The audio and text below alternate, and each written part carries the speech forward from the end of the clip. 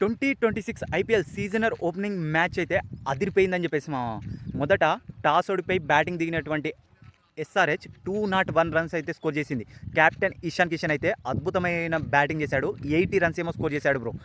ఎర్లీగానే SRH టీంలో wickets అయితే పడ్డాయి. జాకబ్ డెఫీ 3 క్రూషియల్ వికెట్ తీసుకున్నాడు. ఒకటే ఓవర్లో అటు ట్రావిస్ హెడ్ని అండ్ అభిషేక్ శర్మను పెవిలియన్ పంపాడు. తర్వాత మళ్ళీ తను వేసిన నెక్స్ట్ ఓవర్లో నితీష్ కుమార్ రెడ్డిని కూడా అవుట్ చేశాడు. ఆ తర్వాత Klaasen and captain Ishan Kishan మధ్య అయితే ఒక అద్భుతమైన భాగస్వామ్యం వచ్చింది.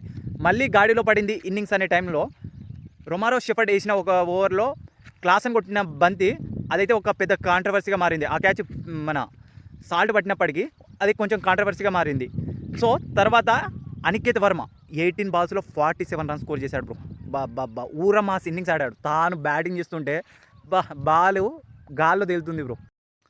చేజింగ్కి దిగినటువంటి ఆర్సీబీ అయితే ఎర్లీగానే ఓపెనర్ ఫిల్ సాల్ట్ అయితే కోల్పోయింది బ్రో. వికెట్ని అయితే కోల్పోయింది. ఆ తర్వాత విరాట్ కోహ్లీ అండ్ దేవ్దత్ పాడికల్ మధ్య అయితే ఒక అద్భుతమైన భాగస్వామ్యం వచ్చింది. ఉఫ్ఫుమంటూ ఊదేశారు. 4 ఓవర్స్లోనే చేజ్ 202 రన్స్ని చేజ్ చేసి ఉఫ్ఫుమని ఊదేశారు. దేవ్దత్ పాడికల్ ఆడాడు బ్రో ఇన్నింగ్స్. బా సూపర్ ఇన్నింగ్స్ ఆడాడు. తనతో పాటుగా ఇప్పుడు మన కింగ్ విరాట్ కోహ్లీ తాను కొట్టిన ఒక షాట్ అయితే మ్యాచ్కే హైలైట్ అని చెప్పేసి అనుకోవచ్చు. అంత అద్భుతమైన షాట్ కొట్టాడు. ఇక తర్వాత జస్ట్ ఈజీగా ఈ మ్యాచ్ని ఆర్సీబీ గెలిచేసి వాళ్ళు ఎందుకు డిఫెండింగ్ ఛాంపియన్స్ అనేది నిరూపించుకున్నారు.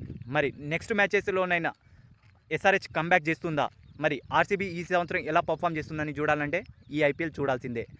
వాళ్ళ టైటిల్ని డిఫెండ్ చేసుకుంటారా లేదా ఆర్సీబీ.